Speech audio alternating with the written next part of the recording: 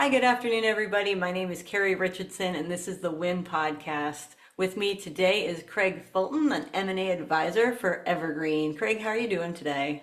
I'm doing great, Carrie. Thanks for having me. Excited to join you on this and looking forward to catching up with PAX8's event. Yeah, I'm excited about that. It's our first major event sponsorship. It's going to be a good time. I've been telling people PAX8 Beyond is the event of the year. It's a great experience. It's a great venue, incredible content, great sponsors like yourself. So yeah, it's going to be a good time. Yeah, I didn't go last year, but I was there for the inaugural event, which I think we nicknamed Rob Raycon at the time. And Yeah, he really I has a great, heard that last year was great. I'm telling you, it was, and being someone that ran some of the bigger events in this industry, I'll give him credit. It was the best event I've ever been to. The Gaylord Rockies, incredible venue. I love that foyer and just the look and feel of it. But they were able to transform that space to feel like you were in a PAX8 environment. The way they do it with the gaming and the signage and then the keynote and the light display. And the vibe is very important, right? It really sets the tone for networking and learning and having a good time. Yeah, that was my favorite event. And will be Great. again. Their content team is extraordinary. Yeah. Everything they produce looks amazing. I really appreciate the level of detail that goes into everything they produce. We all know what we're doing these events, but it doesn't really feel like you're being sold to constantly when you're there. It really has that community vibe to it. I'm really excited to be interviewing a lot of people who've been at the previous events and who can shed some light on how to prepare for an event this big. If you don't spend a little time planning your agenda before the event, there are things that you will probably miss. So, how do you prepare for an event of this size as an attendee? And then, Yeah. how do you prepare when you have engagements or sponsorships to handle? Yeah. As an attendee, and I've been to many of these, even when I was a technician before the career path I took, always look through the agenda, find the sessions that are important and are going to align to your goals. Sadly, I know a lot of people go to events. Oh, it's a break from the office and I'm going to hang out. I was guilty of doing that early on. And then one time I said, I'm going to get intentional about learning something here and bringing it back and making some change, especially when I would sit through some of the operational stuff. Like, I want to learn how are people delivering managed services and making money? This is 15 years ago. It was like, how are you going to make the change from ad hoc hourly billing to this thing? And that's the power of doing this. And they've got some great content there. They've got C-level operations that runs the PAX8 Academy delivering this content. These are people that have worked in IT service businesses and have grown them, and they're sharing this material. Look at the agenda, map out which sessions you want to join. And look, let's be realistic. Don't try and cram a full day of sessions. You're going to burn yourself out. By the end of the day, you're just going to be like, I'm done. Make sure you build some time to take some breaks in there. And you'll see when you get there, there's plenty of opportunity to relax and decompress between sessions.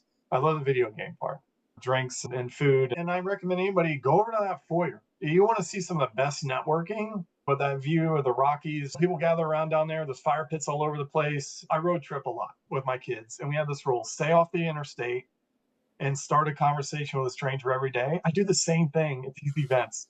I'll stay off the interstate, I'll stay out of the, and I start a conversation with someone. And I know that's hard, but my opening line is always, hey, where are you from? Because people, oh, I'm from Lansing, Michigan. Oh man, we got our school here. And then boom, conversations going. That's the power of these events. Now, for me, we're not sponsoring this event, but we love to go and meet with business owners. Yes, ultimately, we want to acquire businesses, but we know that takes trust. This whole community is built on trust. The businesses are built on trust with their clients. So obviously, yes, the acquirer, we need to build trust. We would love to have a conversation. About 90 days out, we start reaching out to people we know and, hey, you're going to be at this event. We'll love to meet up. Like, I'm going fly fishing with a couple people I know in the Rockies before the event. Get to meet up with my good buddy Joe Hetty. We plan that out, and then I just walk around and talk to people in the hallways. And I go to some sessions that are relevant to what I do, so I can see what are people talking about right now, what's important. Like, obviously, super interested in AI, right? Because I just keep seeing people talk AI, and I'm like, what are you doing? So Mostly I'm swearing at AI lately. yeah, It seems to change what it's allowed to do or capable of yeah, doing. The thing that it did for me yesterday flawlessly, today yeah, it's here are 3 sentences instead of the normal yeah, podcast transcript that I would edit yeah, for you. yeah. I know it, man. Everybody makes fun of me because I'm on repeat with this, but my knock on AI is why are we having it do the highly intellectual things? Like, why can't this thing do my laundry? I, It probably can, I'm but like, people are going to collect data on what your underwear looks like and how often um, you wash it. I would say this for someone sponsoring or you're a vendor attending, make memories for people. Look, I know steak dinners are nice and everything, but that's not a memory. Make a memory. The fly fishing. One, I know we were talking about the cars. One time I knew someone really wanted to drive a Porsche 911. I rented one on Turo. We went for a ride. And he brings it up all the time. Make memories. Do something different. Go off road. Like, this is the path most traveled, least traveled. I would say just go off road. You mentioned you're coming in the day before to go fly fishing. You're not taking a day off of the conference to Right. go. So Yeah. that's an important differentiator, I think. Yeah, that is a really good point. I try and keep everything there. When I'm in these moments and I want to create a memory, if I come up with a wild idea, I'm like, hey, you guys want to do this? You want to go do the Coors Brewery tour? Let's go. Make memories for people. That to me is always key. And I know you've been great at doing that. I've seen you at events like the cigar clubs and the bourbon stuff. You're getting people together and you're creating memories. And I love to see it. I love to see it. Eventually, everyone comes out to the patio. You're welcome to have one from the Magic Yeah, Humidor, but you're going to have to sit here for an hour and yeah, talk to me. yeah. I love the evenings. That's when a good conversation happens, right? People are unwinding, their guards Had down. a couple of drinks. Yeah, and that's when you get the real stories. This is when I've had MSP owners tell me, man, I'm struggling to make payroll. I'm like, oh, wait, what's going on? Yeah, oh, man, these invoices and this, I got this going on. People aren't telling you this at 8 in the morning over breakfast, okay? They're not ready. If you want the good conversations after dinner, sitting around a fire, enjoying a cigar with Carrie, that truly is where the great conversations happen. I didn't used to believe that. When we first started sponsoring events, I was very much, if they don't want to talk to me at 8 o'clock at night, they're not going to want to talk to me at 11 o'clock at night. There's no need for me to be out at midnight anywhere. Tracy and I divided the days up because I didn't want to stay out late and I don't Yeah, drink. So I really don't want to go and have to go hard until 2 in the morning entertaining a group of people at a nightclub somewhere. But yeah, Tracy was always like, all right, I'll do that part and I'll be up for the breakfast. I want to make the rounds of the tables. yeah, What are you guys going to learn today? What sessions are you going to? What did you like about yesterday? And I feel like the people that are up at 6 a.m. are trying to solve problems. yeah. The people that are out at 2 a.m. are just going to make them. I've been guilty of that formerly.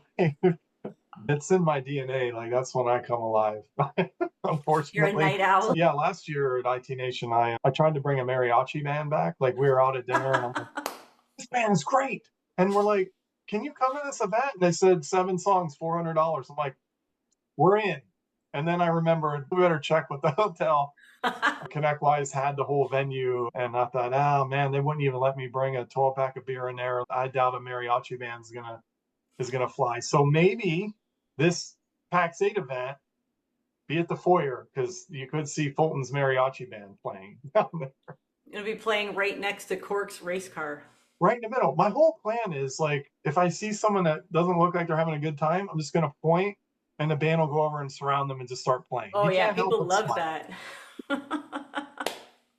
I really hope this happens. I hope you've already planned it and paid for We'll it and see. it's going to happen. Maybe I like to surprise people, so we'll You see. can definitely send the mariachi band my way. I would Okay, send we'll it see over to what our happens. booth like a Pied Piper of mariachi. Yeah. Where is your booth in the expo hall? That's an excellent question. And if I had thought about it, I would have looked that up before we spoke. Probably I, on the roof because we I'll signed up find it. last. I'll find it. We don't have a booth, but I'll be there if people want to meet with me. You can find me on LinkedIn. My email address is cfulton at evergreensg servicesgroup.com.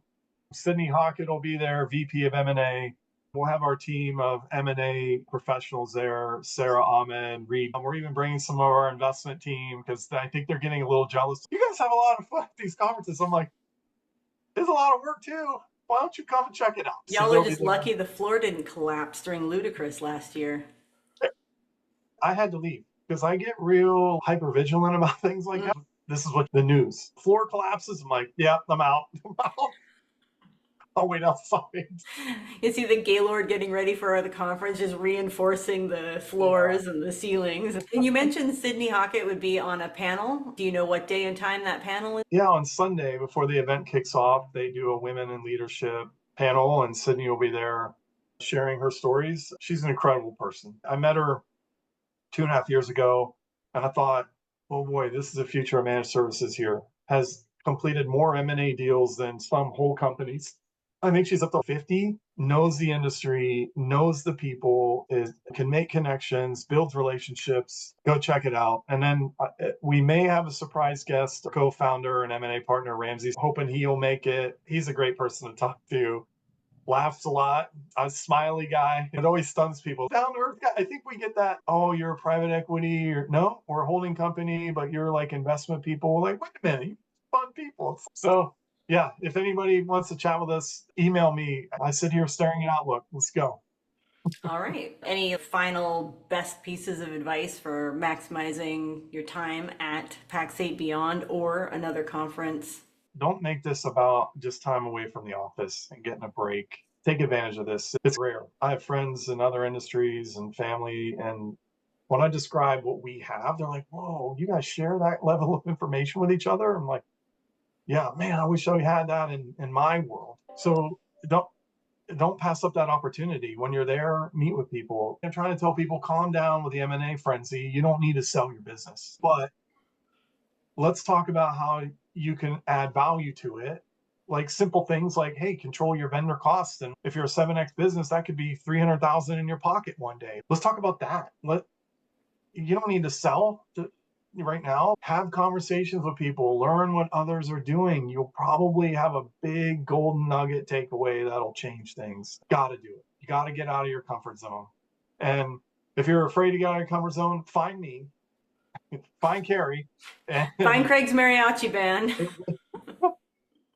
we'll make it fun. I think people know I have a hard time staying serious for too long, but we'll have a good time doing it. So looking forward to it. All right. I will look forward to seeing you there. Thanks for joining us today. All right. Thanks, Carrie.